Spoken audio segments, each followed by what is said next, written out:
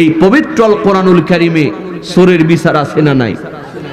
আল্লাহ রাব্বুল আলামিন বলেন, ওয়াস-সারিকু ওয়াস-সারিকাতু ফাকতাউ আইদিয়াহুমা, চোর এবং চুন্নি যদি চুরি করে তাদের হাত তোমরা কেটে দাও। জোরে কোন আইনটা কার?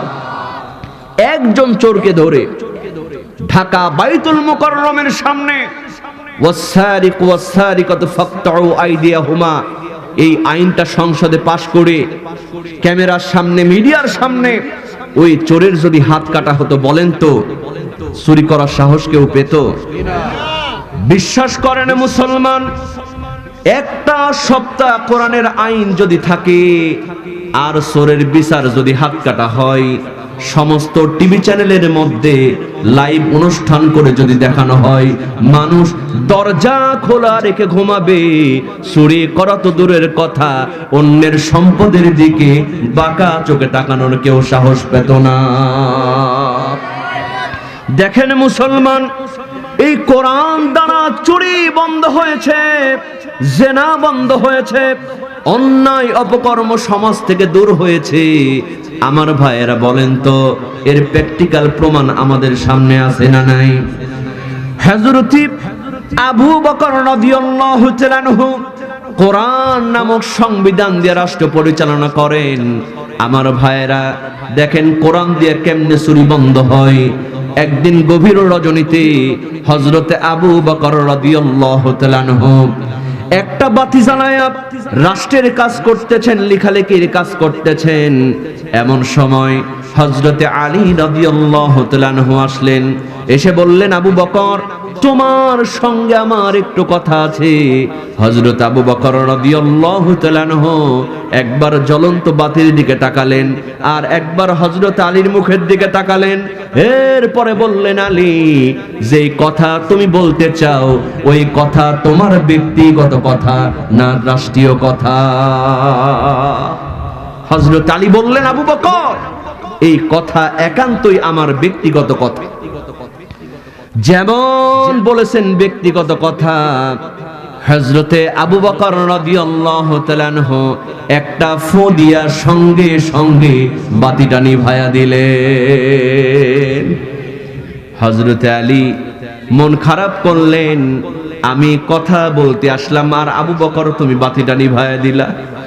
ও মুসলমান, গভীর মনোযোগ। দেখেন কোরআন যদি সংসদে পাশ হয়ে যায় কেমন করে চুরি বন্ধ হয়।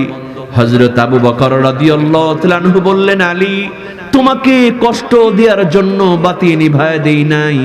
ওগো আলী, তোমাকে অপমান করার জন্য বাতি নিভায়া দেই নাই। আলী রে, ওই বাতির মধ্যে যে তেলটা কেনা আছে ওই তেলটা হলো রাষ্ট্রের টাকা দিয়া কেনা, জনগণের টাকা দিয়া কেনা। রাষ্ট্রের টাকার তেল দিয়া আমি বাতি জ্বালায় রাষ্ট্রের কাজ করতেছিলাম। ওগো আলী, এই জনগণের টাকার তেল দিয়া তোমার সঙ্গে ব্যক্তিগত আলোচনা যদি করি, কাল কিয়ামতের ময়দানে আমাকে আল্লাহর কাঠগড়ায় চোরের কাতারে দাঁড়াতে হবে। জোরে জোরে কন্যা বাবা সুবহানাল্লাহ। আজও যদি বাংলাদেশের সকল এমপি মন্ত্রী, সকল চেয়ারম্যান মেম্বার জনগণের সম্পত্তিকে আমানত মনে করতো আর কোরআনটা সংসদের মধ্যে পাশ থাকতো, বিশ্বাস করেন মুসলমান, এমপি হওয়ার জন্য নমিনেশন টাকা দিয়া কিনা লাগতো না, উল্টা সরকার নিজে টাকা দিয়া আপনার বাড়িতে নমিনেশন পৌঁছে দিত। ঠিক কিনা বলেন? আহা, আজকে সব নেতাগুলি জানে এই কোরআনের আইন যদি পাশ হয়ে যায় এক সপ্তাহের মধ্যে সব দুর্নীতি বন্ধ হয়ে যাবে। কথা কোন ঠিক কিনা?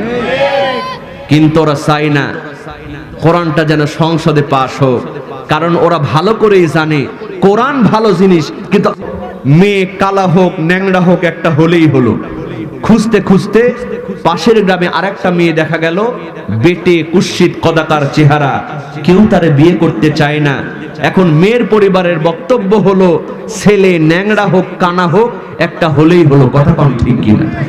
এখন এই অন্ধ যুবকের সঙ্গে কালো মেয়েটার বিয়ে হয়েছে, 3 বছর সংসার করেছে। কয় বছর? 3 বছর সংসার করার পরে হঠাৎ করে একদিন আপনাদের এই গৌরীপুর বাজারে মাইকিং হচ্ছে, চক্ষু শিবির, চক্ষু শিবির। আগামী শুক্রবার কুমিল্লা সদর হাসপাতালে চোখের ফ্রি চিকিৎসা দেওয়া হবে, আপনারা সবাই আমন্ত্রিত। চক্ষু শিবির, চক্ষু শিবির। এরকম মাইকিং মাঝে মধ্যে হয় কি হয় না? এই অন্ধ যুবক ওই মাইকিং শোনার পরে বাড়িতে এসে বিবির ডাক দিয়া বলে, বিবি, এতদিন পর্যন্ত চোখের ভালো ডাক্তার দেখাতে পারি নাই টাকার অভাবে। আগামী শুক্রবার কুমিল্লা সদর হাসপাতালে চোখের ফ্রি চিকিৎসা করবে, ঢাকা থেকে বড় বড় ডাক্তার আসবে। আমার চোখটা আমি দেখাবো, আল্লাহ চাইতো আমার চোখটা ভালো হতেও পারে।